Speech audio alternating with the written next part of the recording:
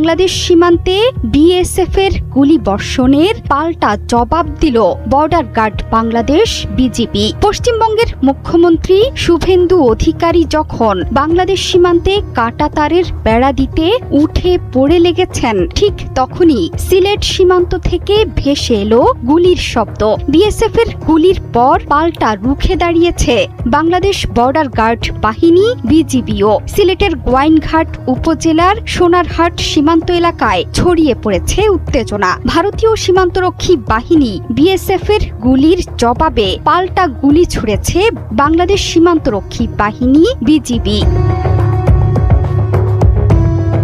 এই ঘটনা প্রসঙ্গে সিলেট ৪৮ বিজিবি জানায়, সোমবার বিকেলে সিলেট ব্যাটালিয়নের ৪৮ বিজিবি দায়িত্বপূর্ণ সোনারহাট সীমান্ত এলাকায় গুলি ছুড়েছে বিএসএফ। এই ঘটনায় তাৎক্ষণিকভাবে রুখে দাঁড়িয়েছে বাংলাদেশ বর্ডার গার্ড বাহিনী। বিজিবির দৃঢ় এবং পেশাদার পদক্ষেপে দ্রুত পরিস্থিতি নিয়ন্ত্রণে আসে। তবে এই ঘটনায় কোনো হতাহতের খবর পাওয়া যায়নি। ঘটনার পরপরই সীমান্ত এলাকায় টহল এবং নজরদারি জোরদার করেছে বাংলাদেশ বর্ডার গার্ড বাহিনী। বিজিবি সাফ জানিয়ে দিয়েছে, সীমান্তে যে কোনো উস্কানিমূলক এবং অনাকাঙ্ক্ষিত ঘটনার বিষয়ে সর্বোচ্চ সতর্ক অবস্থানে বাংলাদেশ সীমান্তরক্ষী বাহিনী। দেশের সার্বভৌমত্ব ও সীমান্ত নিরাপত্তা রক্ষায় সর্বোচ্চ পেশাদারিত্ব ও দৃঢ়তার সঙ্গে দায়িত্ব পালন করে যাচ্ছে তারা।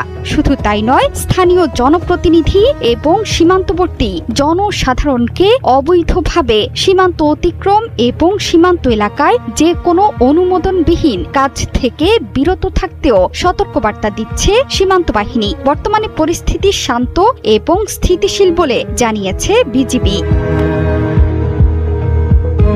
পশ্চিমবঙ্গে নির্বাচনের আগে থেকেই বাংলাদেশ সীমান্ত এবং অনুপ্রবেশ নিয়ে চড়াও বিজেপি সরকার। নির্বাচনী এজেন্ডাতেও বড় ভূমিকা নিয়েছে এই ইস্যু। শুধু তাই নয়, ক্ষমতায় বসার পর থেকে বাংলাদেশ সীমান্ত অনুপ্রবেশ নিয়ে হুঙ্কার ছেড়ে যাচ্ছেন শুভেন্দু অধিকারী। এমনকি বাংলাদেশ সীমান্তের যে অঞ্চলে কাঁটাতারের বেড়া নেই, সেসব স্থানে বেড়া দিতে বিএসএফ কে ৪৫ দিনের মধ্যে জমি হস্তান্তরের সিদ্ধান্ত নেয় নতুন মন্ত্রিসভা।